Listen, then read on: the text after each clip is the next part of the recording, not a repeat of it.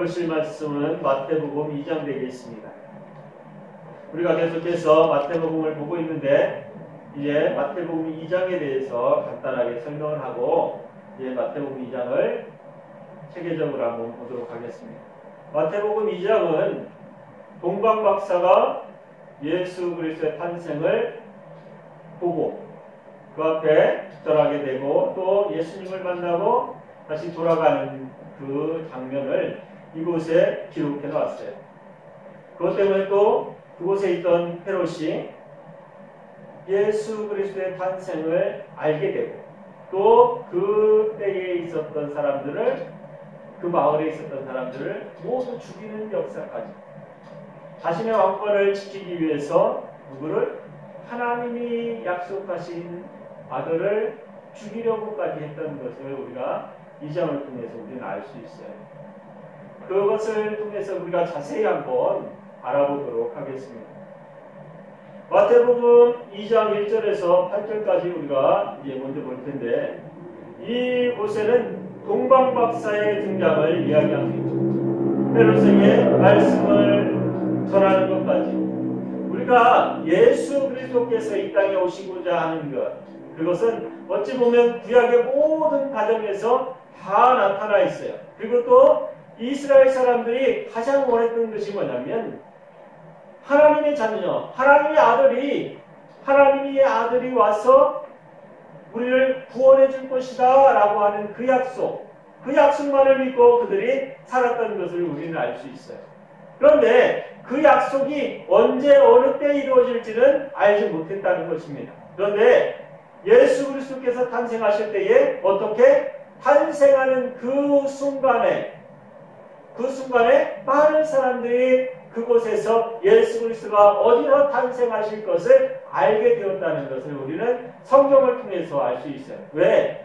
동방박사를 통해서 누구에게 알려졌습니까? 왕이라고 하는 것, 그 나라를 다스리고 있는 왕에게 알려졌다는 거예요. 그 이야기는 뭐냐면, 다시 말하면 우리나라에서 무슨 일이 있었어요. 그러면 그것이 어디에? 대통령을 통해서 누구에게? 세상 사람들에게 알려진 것과 마찬가지예요. 그것처럼 지금처럼 이렇게 많은 사람들이 각 사람마다 알려지지는 못했겠지만, 그것처럼 모든 사람들이 어떻게 예수 그리스도의 탄생하시는 것을 많은 사람들이 알았다는 거예요.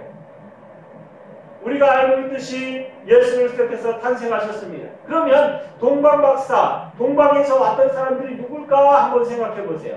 아무것도 모르는 사람이 동방에서 왔을까? 아니요. 이것은 창세기 25장 6절에 보면 아브라함의 자손들이 있어요. 그들을 이삭이 낳은 다음에 이삭이 성장하면서 그들을 동방으로 보내게 됩니다. 자녀들이 함께 자라지 않았어요. 아브라함과 이삭 그리고 또 그 밑에 있는 자녀들 있지 않습니까? 그 자녀들이 함께 자라지 아니하고 그들을 동방으로 보냈다는 기록이 이 창세기 25장 6절에 나와 있어요. 자기 자녀들에게 재물을 주고 자기 생전에 그들로 자기 아들 이삭을 떠나 동방 곧 동국으로 가게 하였더라, 이렇게 나와 있습니다. 그 이야기는 뭐냐면 아브라함이 누구를 섬기고 있었어요? 하나님을 섬기고 있었다는 거예요. 하나님을 어떻게? 잘 섬겼어요. 누구보다도 잘. 그렇다면 그 자녀들은 어땠을까? 그 자녀들도 마찬가지로 하나님을 섬겼다는 것을 우리는 알 수 있습니다. 사랑하는 성도 여러분, 그들이 어째서 이렇게 몇 년이 지나고 몇백 년이 지난 다음에 하나님의 아들을 찾아서 왔을까 한번 생각해 보세요. 그들 또한 믿음을 지키면서 살았을 것이라는 것을 우리는 염두에 둘 수가 있어요. 그들이 갔던 곳이 우리가 어디였을까 많이들 이야기해요. 그런데 이곳의 성경을 자세히 보면 그들을 애굽 쪽으로, 애굽 땅 쪽으로, 애굽 쪽으로, 동쪽으로, 그쪽으로 보냈다는 것이 성경을 통해서 기록으로 남아 있습니다. 그쪽에서 이제 찾아온 거예요. 그런데 예수님께서 오늘 이 본문을 통해서 알고 있듯이 동방박사를 통해서 예수 그리스도께서 나심을 그리고 또 왕으로 이 땅에 오심을 이야기했는데 이스라엘 사람들은 그를 영접하지 아니했어요. 그리고 그때부터 어땠어요? 죽이려고 했어요. 왜? 왕권을 지키기 위해서. 그들이 생각했던 왕이라고 하는 그 직분이 어떤 것인지 그들은 알지 못했다는 것을 이곳에서 말씀하고 있는 것과 마찬가지입니다. 왕이라고 하는 것은 어떤 것이에요? 그 나라를 다스리는 통치자라고 이야기할 수 있습니다. 그런데 이스라엘 사람들은 왕이라고 하는 그 직분을 가지고 왔던 예수 그리스도를 어떻게 생각했냐면 자기네 나라를 다시 복권시킬 사람으로 생각했어요. 어디에서? 이스라엘 땅을 다시 회복시킬 사람이라고 생각했다는 것입니다. 다윗 왕처럼 어떻게 나라를 더 확장시키고 더 많은 땅을 차지하고 다스릴 수 있는 그런 왕을 원했어요. 그런데 예수님께서는 이 땅에 오셨는데 어떻게 오셨어요? 가장 낮은 자리, 가장 연약한 자리에서 오셨다는 것을 우리는 성경을 통해서 너무나 잘 알고 있어요. 그런데 이곳에서 중요한 것은 뭐냐면 그들이 예수 그리스도를 왜 왕으로 알고 있으면서도 그 왕권을 인정하지 못했을까 한번 생각해 보세요. 많은 사람들이 예수 그리스도께서 성경을 통해서 나타나는 일들을 그들이 보고 그들이 직접 체험하고 그들이 병든 자가 낫기도 하고 눈먼 사람이 눈을 뜨기도 하고 안전뱅이가 일어서기도 하고 죽은 사람이 살아나기도 하고 이런 모든 것들을 다 경험하고 다 듣고 본 사람들이 그곳에 굉장히 많았음을 우리는 성경을 통해서 알 수 있습니다. 그럼에도 불구하고 그들은 하나님의 아들이라고 하는 것을 인정하지 못했어요. 한번 생각해 보시기 바랍니다. 왜 인정하지 못했을까요? 그들은 왕이 어떤 모습으로 온 것인지를 생각하지 아니하고 자신이 원하는 모습으로 오기를 원했기 때문입니다. 어떻게? 이 나라, 이스라엘이라는 나라를 회복시키는 것, 이 땅에서 회복시키는 그 왕으로 올 것이라고 생각했기 때문입니다. 하나님의 계획에서는 그런 것이 아니라 하나님의 계획 속에는 뭐예요? 인류 구원. 말하자면 이 땅에서 예수 그리스도를 통해서 이 땅을 구원할 그 역사적 사명을 가지고 이 땅에 오시고자 하는 것을 그들은 인정하지 못했기 때문입니다. 그들의 삶이 어땠을 거라고 생각하세요?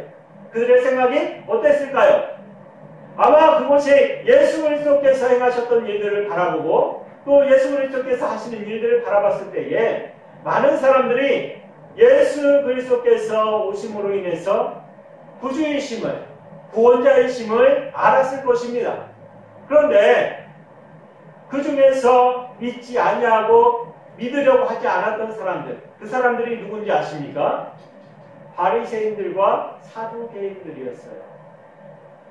그러면 다른 사람들을 믿었느냐? 예, 다른 사람들은 그러한 일들을 통해서 하나님께서 하나님의 아들을 이 땅에 보내주심을 고백하는 것들이 성경에 많이 나와 있어요. 예수님께서 오셨을 때에 호산나 다윗의 자손이요, 왕으로 오신 이들을 노래하면서 가는 길에 자신의 옷을 벗어서 깔기도 하고 무화과 나뭇잎을 깔기도 하고 그런 일을 쭉 깔면서 왕으로 오신 예수 그리스도를 섬겼던 것을 우리는 성경을 통해서 알고 있습니다. 그런데 하나님에 대해서 그리고 하나님의 일을 하면서 그 모든 일들을 주도했던 사람들, 그 모든 일을 주도했던 사람들은 그것을 인정하지 않았어요.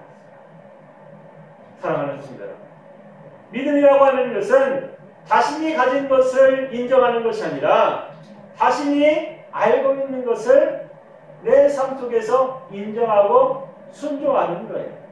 그것이 믿음입니다.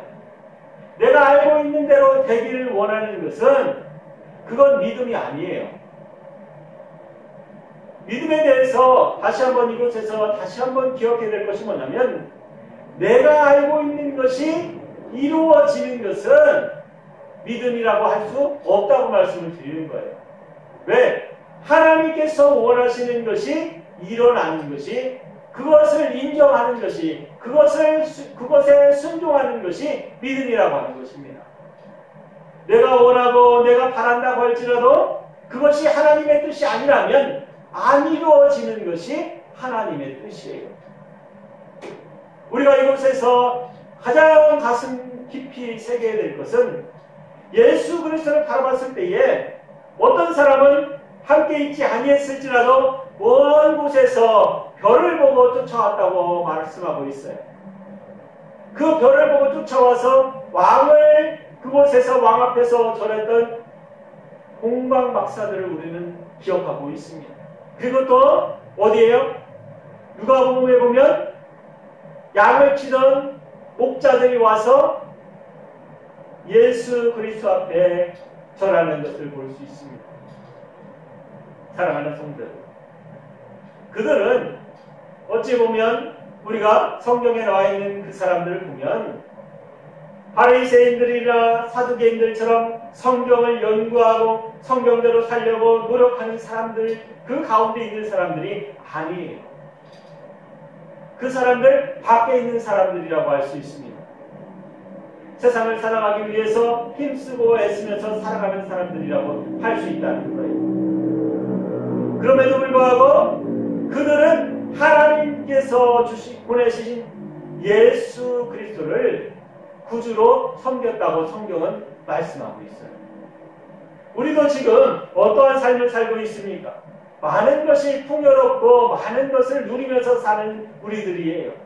그러면 우리는 지금 어디를 바라보고 있습니까? 혹시 바리새인들처럼 세상에서 일어나는 일을, 세상에서 가지고자 하는 것들을 통해서 하나님을 만나고자 하십니까? 세상에서 누리는 것들을 내가 누리면서 하나님보다 하나님이 그 안에서 더 귀한 것으로 나에게 주실 것을 기대하고 계십니까? 사랑하는 성도 여러분, 하나님께서 원하시는 것이 무엇인지를 바라봐야 하는데 내가 원하는 것이 하나님의 뜻이라고 생각하는 사람들이 얼마나 많은지 몰라요. 그게 잘못된 거예요. 지금의 바리새인들은 바로 그런 사람들입니다. 믿음이라고 하는 것을 내가 알고 있으면서 지식으로 알고 있고 성경 구절을 달달 외우고 있고 그러면서도 무엇을 원해요? 내가 원하는 대로 행하는 것을 원해요. 하나님께서 누구 뜻대로 내 뜻대로 행하길 원해요. 그것이 옳은 것이고 그것이 맞다고 이야기하는 사람들이 바로 이 세상에 사는 사람들이에요. 사랑하는 성도 여러분, 이 말씀을 통해서 우리가 알아야 될 것은 단 한 가지입니다. 하나님의 뜻이 이루어지는 것이 옳은 것이지 내 뜻이 하나님의 뜻대로 이루어지는 게 아니에요. 내 뜻을 하나님께서 해주시는 것이 아니라 하나님의 뜻을 내가 하는 거예요. 이것은 어찌 보면 똑같은 말 같지만 전혀 다른 겁니다. 내가 원하는 것을 하나님께서 해주는 것이 아니라 하나님이 원하시는 것을 내가 하는 거예요. 그것은 주권자가 누구냐? 하나님이라고 하는 것을 인정하는 사람과 하나님의 것이 아닌 하나님의 것을 내 것이라고 인정하는 사람. 이라고 말할 수 있습니다. 하나님의 것을 내 것으로 인정하면 어떻게 되는지 아세요? 하나님은 그냥 내 일을 도와주는 사람이 되는 거예요. 우리가 가끔 말씀을 증거할 때, 그 말씀을 들을 때에 하나님의 뜻을 행하면 하나님께서 나를 도와주신다. 하나님의 뜻을 행하면 그것은 뭐냐면 하나님의 뜻을 행하면 내가 그 일을 할 수 있다, 이렇게 되는 거예요. 하나님의 뜻을 행하면 내가 그 일을 할 수 있다.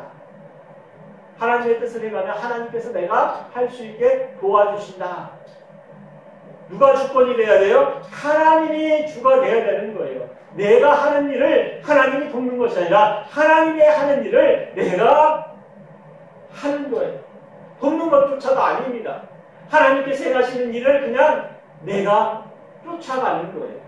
사랑하는 성도 여러분, 믿음이라고 하는 것을, 신앙이라고 하는 것을 그런 관점에서 바라보고 그런 생활 속에서 살아가야 합니다. 그래야지 믿음이 자라나요. 그래야지 다른 사람과 다툼이 없습니다. 그래야지 다른 사람을 사랑할 수 있어요. 왜? 하나님께서 하시는 일이기 때문에. 내가 조금 불편할지라도 누가 하는 일이에요? 하나님께서 하시는 일이에요. 하나님께서. 내가 아픔이 있어요. 내가 저 일을 하면 내가 저 사람보다 더 힘들 것 같아. 하지만 누가 하는 일이에요? 하나님이 하는 일이에요. 하나님께서 나에게 허락하신 일이에요. 하라고 명령하신 일이에요. 허락하신 것이 아니라. 우리가 잘못 이해하고 있는 게 있는데, 내가 하나님과 동등되다고 생각하는 사람들이 많은 것 같아요.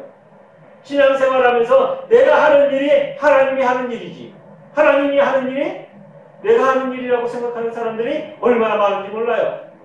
그러면서 거기서 가장 중요한 게 뭐예요?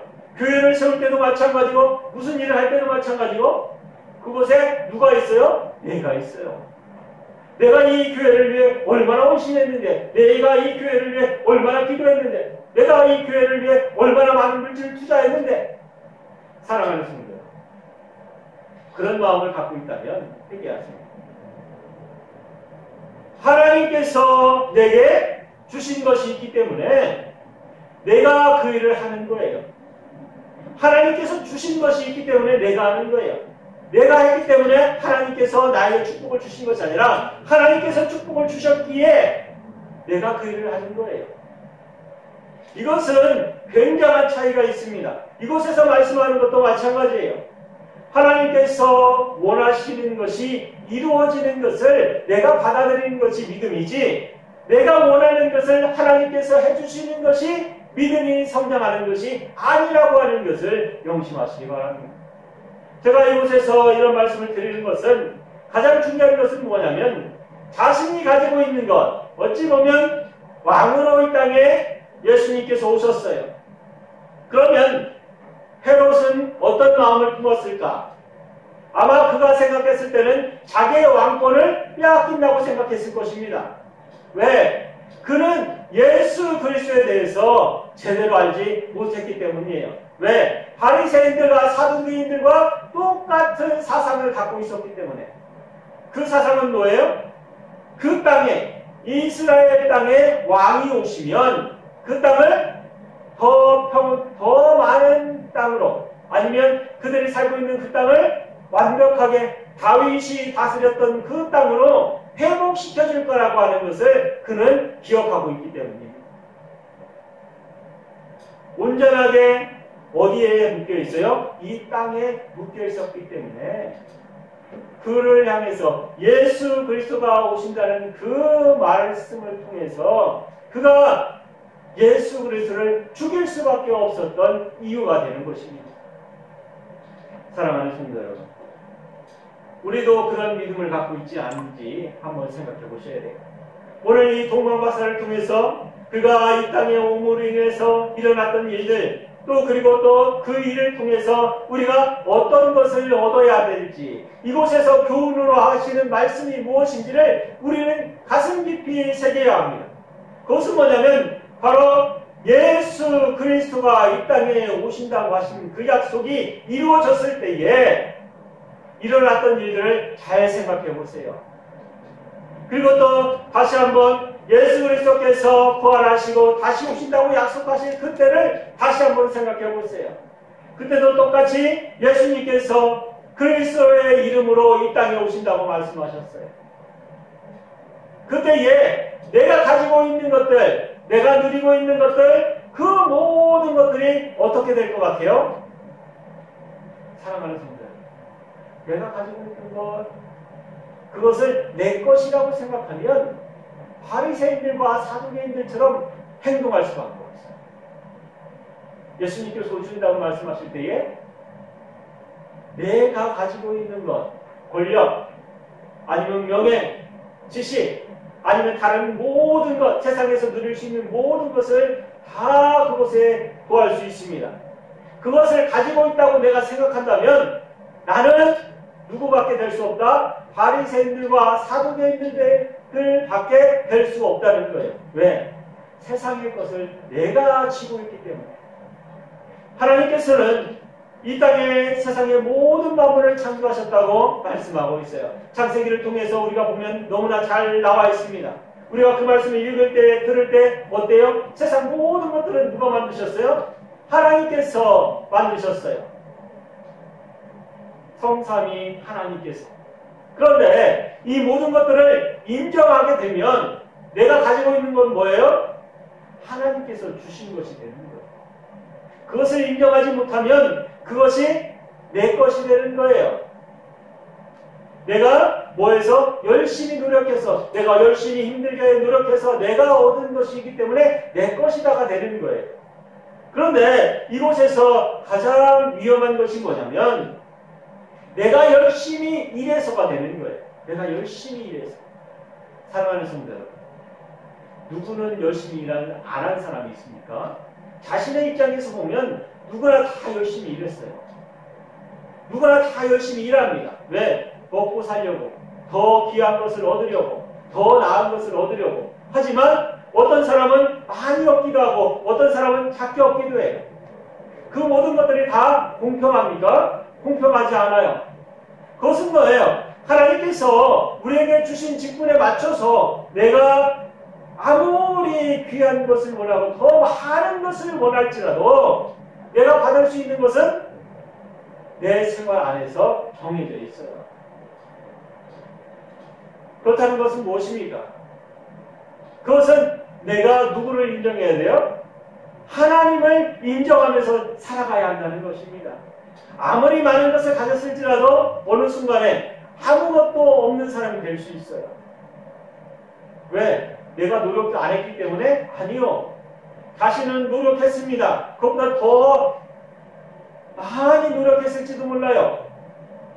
하지만 어느 순간인가 내 모든 것을 다 잃어버릴 수 있어요. 사랑하는 성도들, 물질이라고 하는 것도 마찬가지고 신앙이라고 하는 것도 마찬가지고 내가 무엇을 관점으로 무엇을 기점으로 서 있느냐, 내가 가고자 하는 것이 어디냐, 내가 원하는 것이 어디냐, 그것을 잃어버리는 순간 나는 모든 것을 다 잃어버릴 수 있다고 말씀을 드리는 것입니다. 이곳에서 말씀하고 있는 것, 동방박사 그들은 어찌 보면 성경에서 말하고 있는 것, 창세기에서 말하고 있는 동방으로 보냈던 그 사람들일지도 몰라요. 그것을 확실하게 얘기할 수는 없어요. 하지만 창세기에서 말하고 있는 것을 볼 때에 아마 그들일 것이라고 생각하고 있습니다. 그러면 그들은 어땠을까? 그들의 관점에서 한번 보도록 하겠습니다. 그들의 관점에서 하나님과 멀리 떨어져 있었어요. 아버지로부터도 멀리 떨어져 있었어요. 그럼에도 불구하고 그곳에서 누구를? 하늘을 바라보고 있었다는 거예요.